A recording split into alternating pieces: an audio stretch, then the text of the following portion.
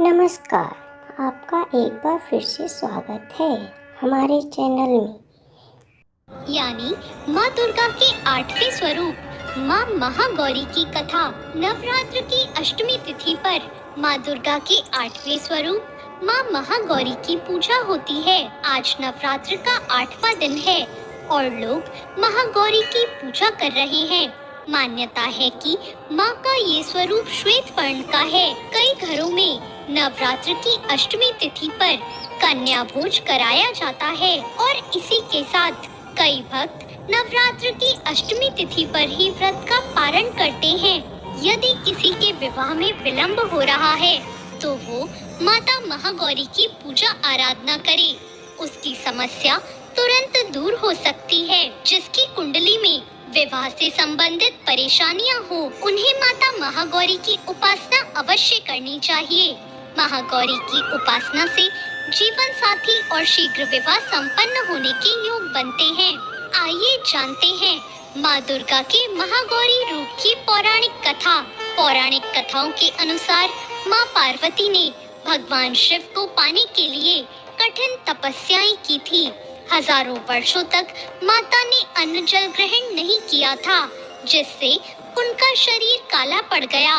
माता की तपस्या से प्रसन्न होकर भगवान भोलेनाथ ने उन्हें पत्नी के रूप में स्वीकार किया और गंगा जल उन पर डालकर उनको अत्यंत कांतिमान बना दिया। इस वजह से माता पार्वती के इस स्वरूप को महागौरी कहा जाता है। मान्यता है कि माता के इस स्वरूप की पूजा विधिवत करने से सौंदर्य की प्राप्ति होती है और घर में सुख समृद्धि का वास होता है। पर महागौरी के वर्ण को लेकर एक अन्य कथा भी है, जिसके अनुसार माँ को अपना ये रूप ब्रह्मा जी के आशीर्वाद से मिला है।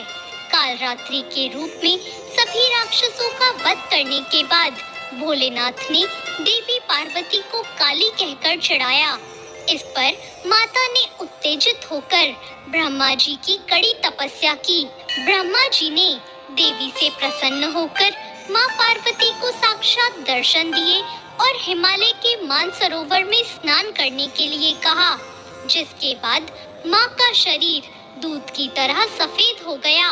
माता के इसी स्वरूप को महागौरी कहा जाता है। माता महागौरी का स्वरूप बहुत ही उज्जवल, कोमल, श्वेत वर्ण और श्वेत वस्त्रधारी है।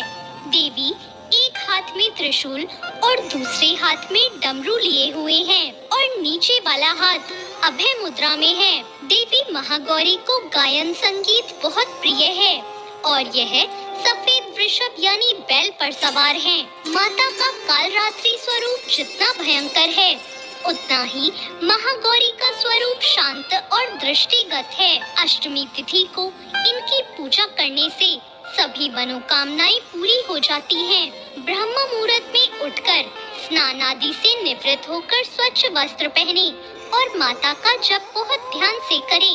इसके बाद पूजा स्थल पर गंगा जल से छिड़काव करें और 5 देसी घी के दीपक जलाएं और फिर माँ महागौरी की पूजा शुरू करने से पहले माँ के कल्याणकारी मंत्र ओम देवी महागौरी नमः का जाप करें।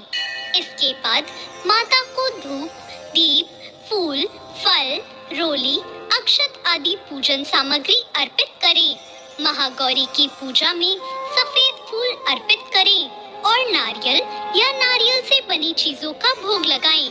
कुछ लोग नवमी के दिन कन्या पूजन करते हैं तो कुछ अष्टमी को। माता की पूजा में भक्तों को गुलाबी रंग के वस्त्र पहनने चाहिए। तो ये थी माता महागौरी की कथा। आपको ये कथा कैसी लगी कमेंट करके जरूर बताइए। नवरात्रि में विशेष है महागौरी का ध्यान, शिव की शक्ति देती हो अष्टमी को वरदान। मन अपना एकाग्र कर नंदेश्वर को पाया, सुबह शाम की धूप से काली हो गई काया। सर्वकला संपूर्ण माँ साधना करो सफल, भूलूं कभी न आपको याद रखूं पल पल। सर्व मंगल शरण्यत्र्यंबके गौरी नारायणी नमस्तुते। जय माता दी। ओम नमः शिवाय।